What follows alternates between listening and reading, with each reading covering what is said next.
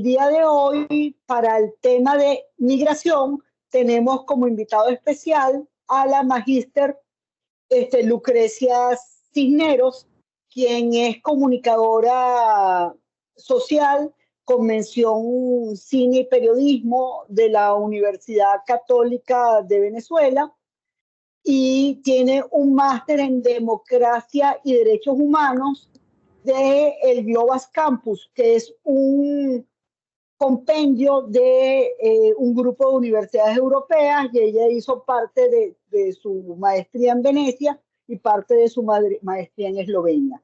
Actualmente trabaja en Protection International y en el área de derechos humanos. Ella es una destacada directora de cine, cineasta y fotógrafo que ha ganado varios premios, como 7 u 8 premios en 2 documentales que ha hecho. Ambos documentales toca temas de derechos humanos. Ella tiene una relación cercana con la migración, estuvo trabajando en la frontera de Bosnia, de Serbia y Bosnia, ¿verdad? Es así, Lucrecia, esa frontera durante un tiempo y tiene una experiencia bastante importante. Espero que la charla les guste. Yo estoy segura que nos va a gustar, pero aquí estamos. Bienvenida, Lucrecia. Muchas gracias. Ok. Yo no los veo, así que no pasa nada. Si necesitan hacer alguna pregunta, por favor, siéntanse libres. Entonces hoy, como decía la profesora Rincón, hoy vamos a estar hablando sobre migración. Las reglas de la charla acaban de cambiar un poquito porque ya entendí el problema del internet, entonces no se preocupen con lo de las cámaras, pero esto sí es una charla interactiva, por lo que es importante que participen, sobre todo cuando les toca participar. Y dado que yo sé que los temas de migración no siempre son los más fáciles de abordar y que no todo el mundo tiene que compartir las mismas opiniones o valores, el principio básico de esta conversación tiene que ser el respeto. Esas son las únicas 2 cosas que yo les pido. Entonces, esta es nuestra primera actividad.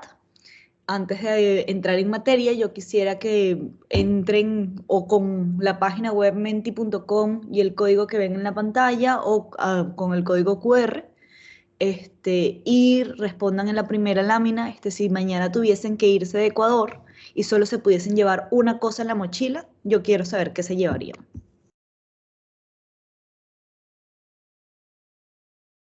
Aquí vemos algunas cosas interesantes, ¿no? Primero, creo que alguien lo comentó, escuché una voz por ahí que decía que hay varias cosas en esta lista que no son cosas y que no caben en una mochila, como sus mamás, por ejemplo, o toda la familia. Está un poco difícil. Después veo otras respuestas que también me llaman la atención, porque se llevarían los teléfonos, el iPad, el laptop, que yo creo que antes de empezar a trabajar en migración también hubiese sido mi respuesta. Miren que, por ejemplo, esta pregunta que yo les hago, yo no inventé la rueda.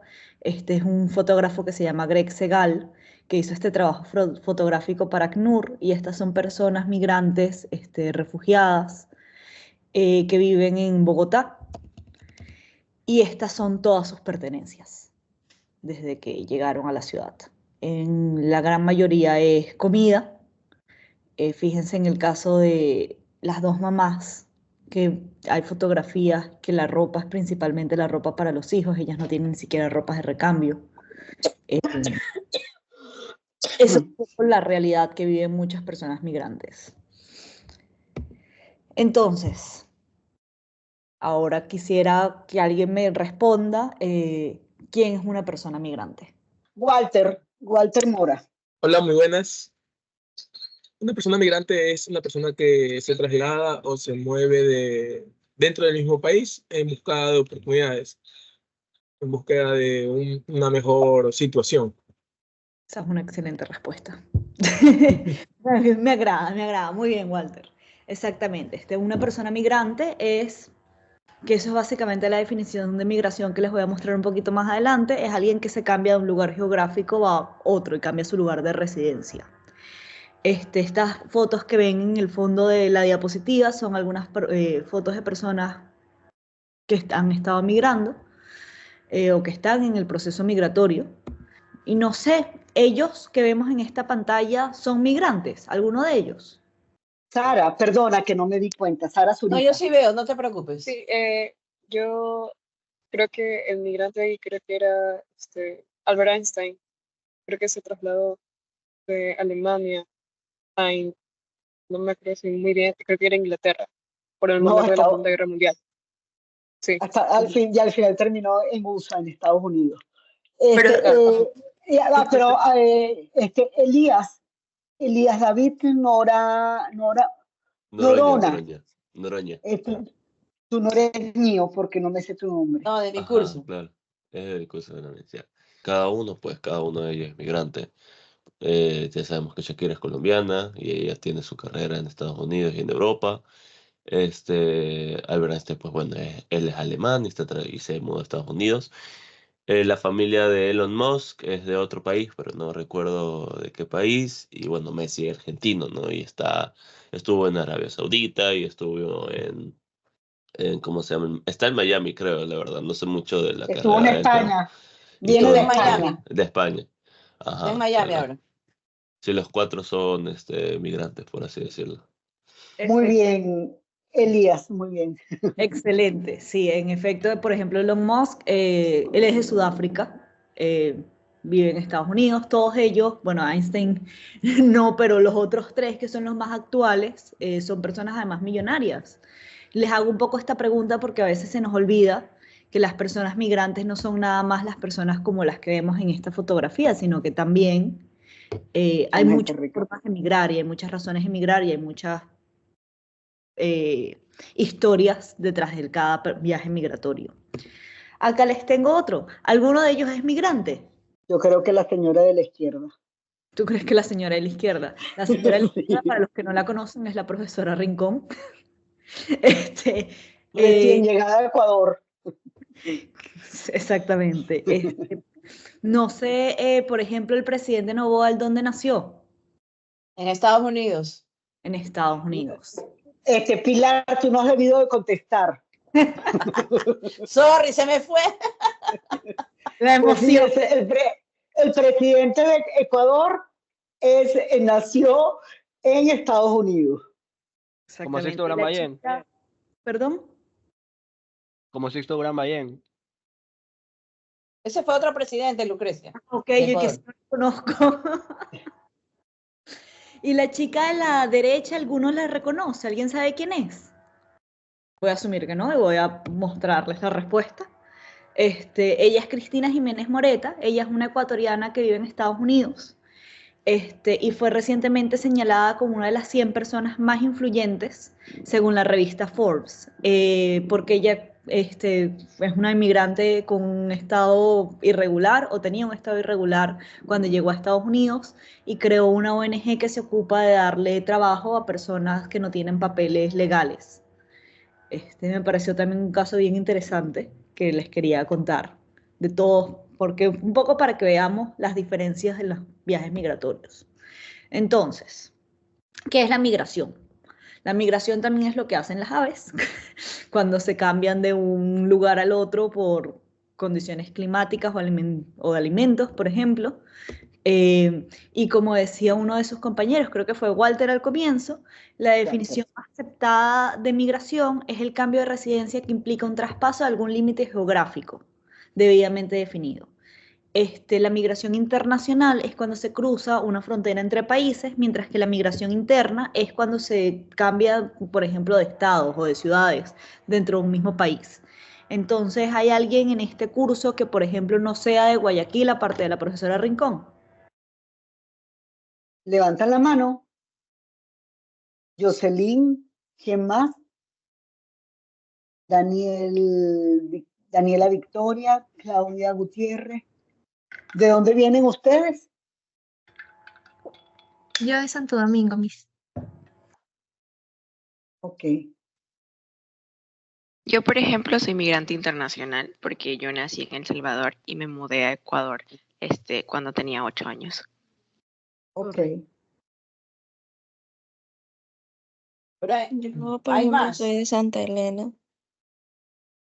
Claro. Santa Elena, queda cerquita. Yo Pero soy de esa Playas, favorita. Miss. También queda cerquita. ¿De dónde? De playas. Ah, sí, cerquita también.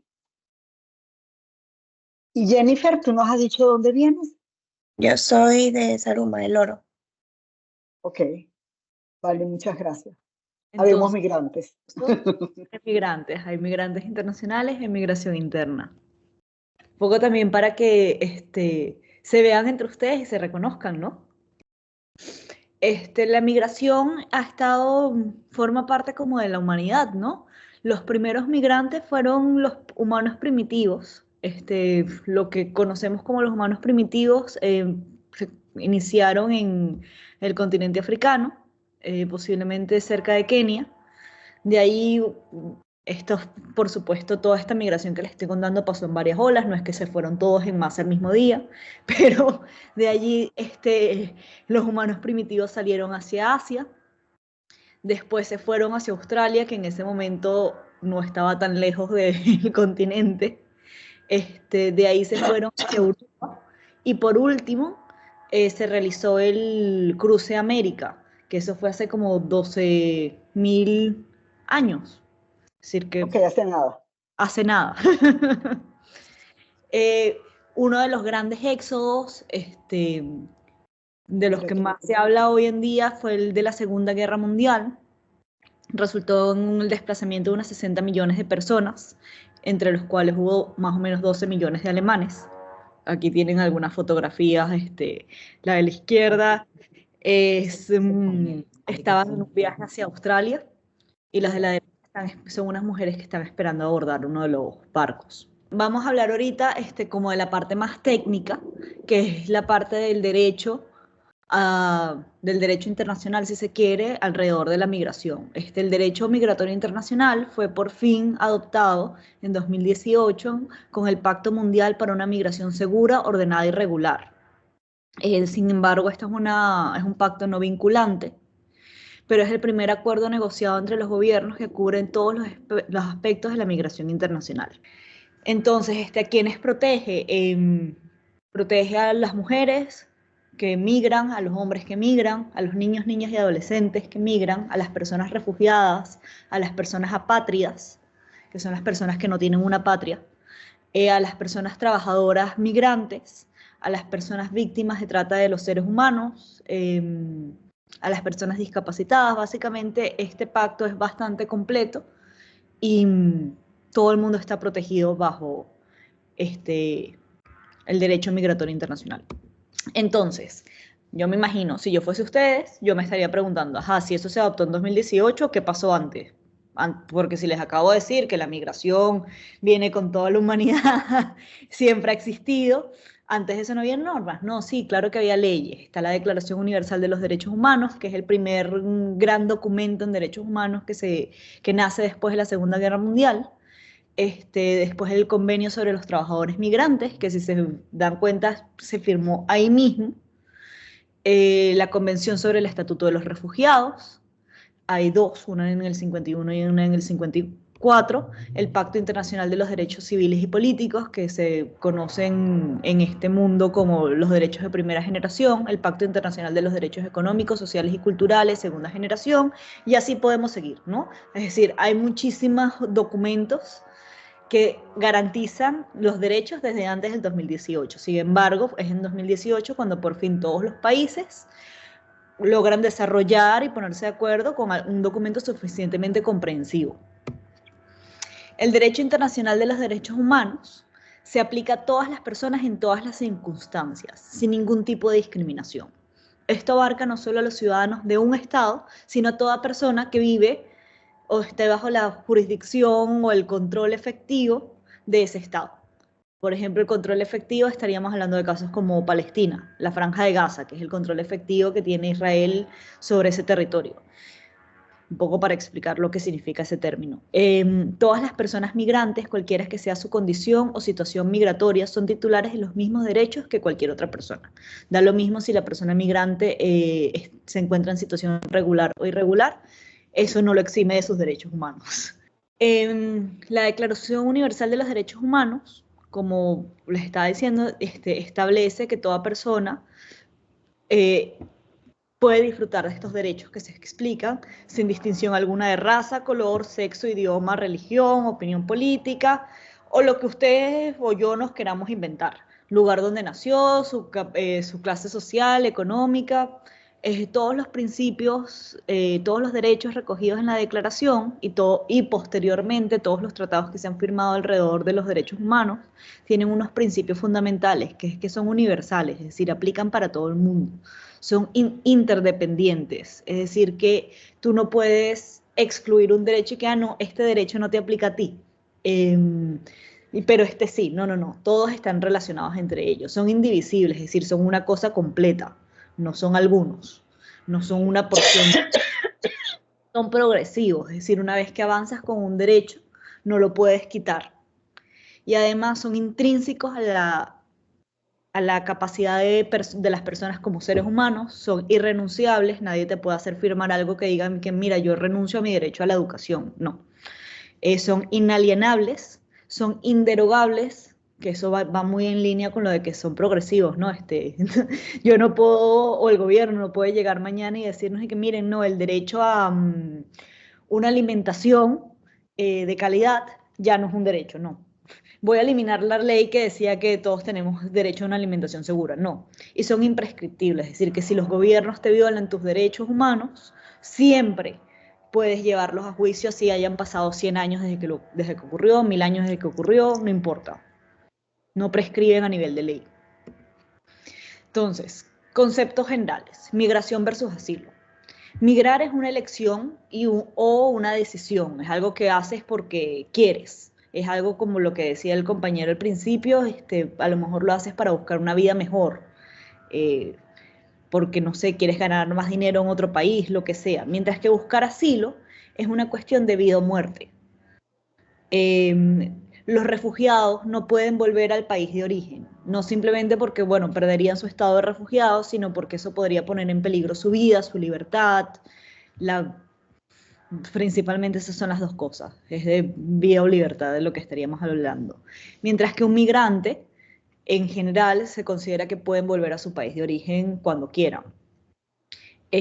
Dada esta como cuestión de vida o muerte, los refugiados cuentan con una mayor protección internacional, cuentan con tratados dedicados nada más a ellos, aunque una persona refugiada también es una persona migrante, es decir, no son exclusivos. Cuando hablas de migrantes estás hablando de todo, el grupo, más allá de por qué estás allí. Entonces, como dice abajo, los refugiados refieren a las personas que huyen de la guerra o persecución y han cruzado una frontera internacional para buscar protección, mientras que el migrante refiere a las personas que trasladan por razones no incluidas en las de refugiado. Aquí para darles una pequeña nota conceptual, alguien que busca asilo está aún en el proceso legal de convertirse en una persona refugiada, es decir, todavía no se le ha dado el estatus de refugiado. Son las diferencias. Entonces yo no sé si alguno de ustedes ha escuchado el término expat.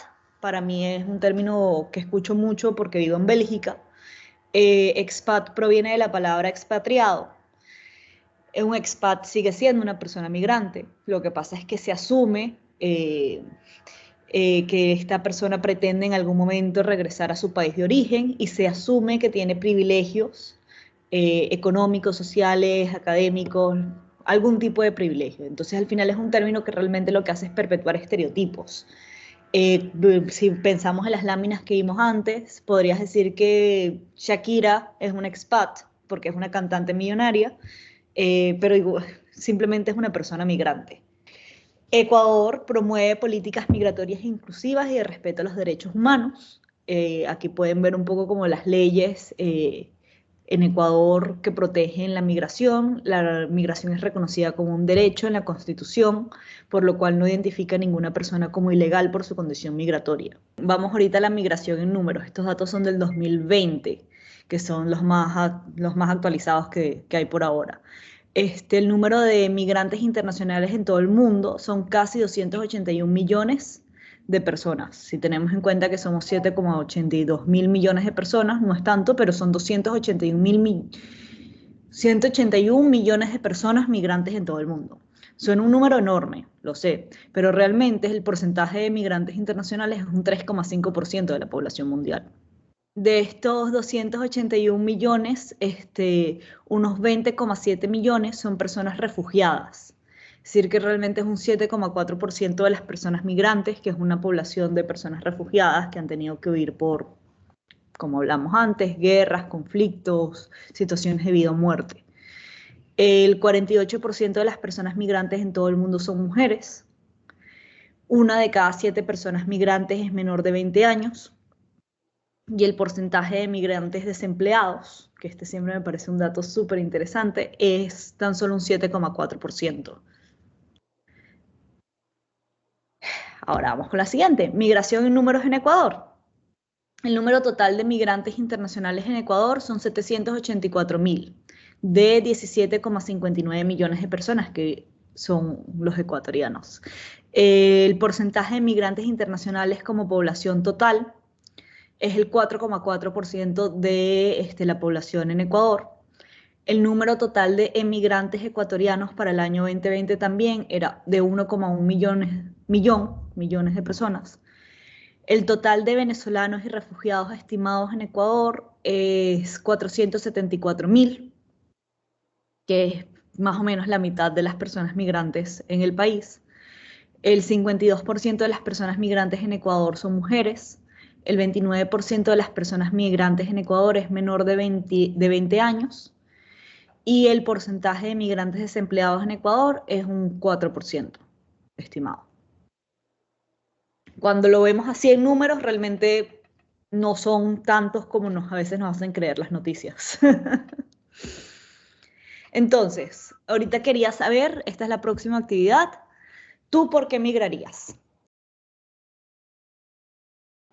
Me encanta. Miren, quizás la persona que escribió calidad de vida o por una vida mejor, si le provoca identificarse y contarnos qué entiende por calidad de vida. Hola. Hola. Yo puse calidad de vida porque en general, por ejemplo, en Ecuador, si bien es cierto que tenemos una muy bonita constitución, pero el constante estrés de saber que cómo está la situación afuera, cómo hay violencia, también con el tema del agua, la calidad del agua aquí, la calidad del aire, todo eso influye en general a la calidad de vida. Entonces, yo tuve la oportunidad de viajar a Madrid, mi hermano está estudiando allá, y me di cuenta en general cómo es el día a día, la alimentación, el estrés.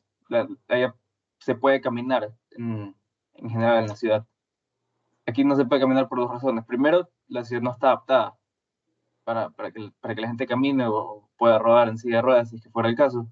Y segundo, porque es muy peligroso. Entonces, eso influye en la calidad en general. Muchas gracias. Tienes toda la razón. Sí, creo que muchas veces es que hice la pregunta porque muchas veces uno dice como, bueno, yo migraría por calidad de vida, pero después entramos con esa pregunta, ¿no? ¿Qué exactamente llamamos calidad de vida? ¿Cuáles son las cosas que consideramos calidad de vida? Y al final tu parte de lo que la mayoría de las cosas que tú estás mencionando como calidad de vida también están un poco en esta lista. De ahí venía la pregunta. Gracias por contarnos. Miren, esta fotografía es un muchacho que se llama Iván Funes, él es argentino, él migró a Ecuador hace un par de años, el reportaje donde está su historia y muchas otras lo pueden encontrar en distintas latitudes. Y aquí tengo una lista que he ido recogiendo con otras charlas de motivos para huir. Situación económica, la violencia, como ustedes decían, la seguridad, discriminación, violencia doméstica, estudios o trabajo. El cambio climático es una de las razones que va en aumento hoy en día. Razones médicas, yo me imagino que ha pasado en Ecuador, yo he escuchado varios casos en otros países en Latinoamérica donde, por ejemplo, van a Europa, España o se van de Estados Unidos también hacia Europa para poder tener mejor atención médica. Reunificación familiar puede ser otra razón, y me llama la atención que nadie lo puso, pero conozco varias historias de migración por amor. Migración y cambio climático, esto Este es un reportaje de National Geographic, bellísimo, donde en este texto que ven allí, Golan cuenta un poco cómo es su día a día, ¿no? Y Golan nunca ha ido a hablar de lo que es el calentamiento global, pero dice que sabe algo a ciencia cierta, que si el río no se hubiera llevado su tierra, no tendrían que estar allí pasando trabajo. Al final, esto se los traigo porque sé que, bueno, tanto la profesora Cornejo como la profesora Rincón trabajan mucho el tema de cambio climático. Y vamos a ver un incremento sustancial en la cantidad de personas desplazadas y refugiadas por el cambio climático en los próximos años. Migración y narrativa. Yo, como les decía al principio, soy periodista y soy documentalista, entonces para mí las narrativas son muy importantes. No sé si me pudiese alguien comentar qué ve en estos periódicos. Pero fíjense que muchas de las palabras que ustedes han usado son para describir o para hacer las preguntas mientras estábamos ahorita viendo estos titulares. Están muy casados a este tema de narrativas, que es lo que les quería hablar hoy, ¿no? La del País, por ejemplo, veo que se me cortó, no me di cuenta, pero el titular decía que Interior ejecuta devoluciones de migrantes sin identificar. Ahí dice también 1 millón de refugiados de Siria desbordan Líbano. Baja California, santuario para migrantes. Rebasó a México la ola migratoria. Albergues saturados en ambos lados de la frontera. Región mantiene tendencia a la baja en denuncias por ingresos clandestinos. La región afronta crisis migratoria sin precedentes. Crisis de nuevo es la palabra. ¿Qué más dice por acá? El paro en Colombia aumenta la migración en Ecuador. Frío, sucio y hambriento, a la merced de los traficantes y la muerte, los refugiados sirios que cruzan Europa para llegar al cielo seguro. Los migrantes se tragan a Britania. Yo no sé si ustedes están viendo aquí la relación entre todos los titulares. Y, por ejemplo, estoy casi segura que la doctora Cornejo les podría ahondar más en qué hacemos, ¿no? Cuando hay realmente crisis como olas gigantes, terremotos, sistemas de alarma que necesitamos para responder ante estas emergencias. Y al final de la migración se habla en los medios como si estuviésemos hablando de un terremoto, de un tsunami, cuando realmente no tiene nada que ver. Lo acabamos de ver en los números, acabamos de ver que realmente la cantidad de personas migrantes es un porcentaje bajísimo, es un 3,5% de la población. Que la cantidad de personas migrantes que están en las calles pidiendo dinero y desempleadas es bajísimo. Creo que era un 7,5% de la población de migrantes que no tiene trabajo, que está desempleado. Eso nos quiere decir de alguna forma que los medios nos están vendiendo y que nosotros estamos adoptando sin cuestionar la narrativa. Y esta narrativa realmente empezó a partir del 11 de septiembre, cuando el atentado de las Torres Gemelas. Empezó bajo la premisa de que lo estábamos haciendo por la seguridad, de que había una diferencia entre ellos y nosotros, entre quiénes son ellos y nosotros. Eso siempre me lo he preguntado. Y los medios nos los van repitiendo una y otra vez, los periodistas nos repiten esta narrativa y nosotros como población la vamos comprando y vamos adoptando todo. Cuando la realidad es que la migración no se puede detener, no hay forma de detener que las personas migren. ¿Qué pasa cuando la estrategia de los medios y de los gobiernos es frenar la migración? Se generan rutas migratorias que son más peligrosas. Esta imagen, por ejemplo, es del paso por la selva del Dairén. Se ocurren muchas más violaciones de derechos humanos y se genera una economía en torno al transporte y tráfico de personas. Y yo me imagino, nuevamente, si me pongo en el zapato de ustedes que me están escuchando, ¿qué es eso de economía en torno al transporte de personas? O sea, no, ¿verdad? Sí, claro que sí. el cruce por la selva del Dairén en montos del año pasado. Esto es una investigación del New York Times. El trayecto en lancha, $40. La entrada al parque, ¿no? Al parque de atracciones, a Disneyland, como están viendo que le están poniendo el brazalete, que comprueba que pagó sus $170 con su guía. Los cargadores de las mochilas, porque llevas mucho peso, etcétera, etcétera, son $100. La comida, un plato de comida, un arroz con pollo te puede costar $10. Y te pueden ofrecer también paquetes especiales con todo incluido por $500 o más. Y estos son los precios de entrada. Lo que tienes que pagar para entrar a la selva. Después, cuando cambias de Colombia hacia Panamá, te puede tocar un grupo distinto, tienes que volver a pagar. Pero entonces así, por encima, si en el 2023 cruzaron al menos 36.000 personas, que 360.000.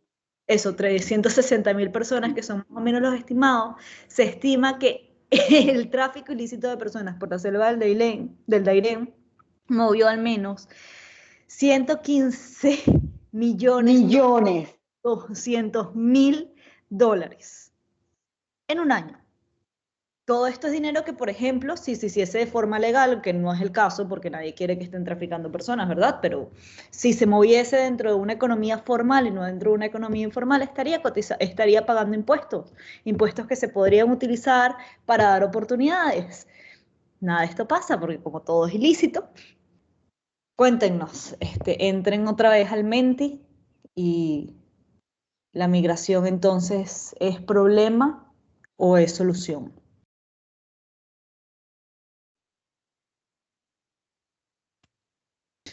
Yo creo que debes de cerrar la charla porque ya estamos en 8:31.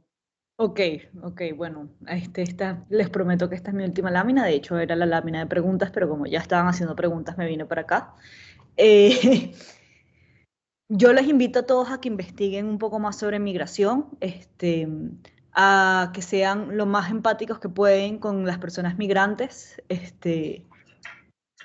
y a que dentro de sus posibilidades no se expongan en rutas sumamente peligrosas de migración.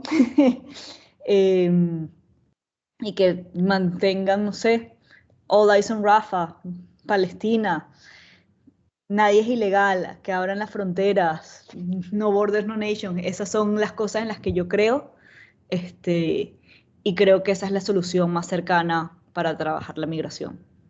Creo que las demás preguntas hay que preguntarle a las personas que hacen las políticas por qué toman esas decisiones cuando tienen opciones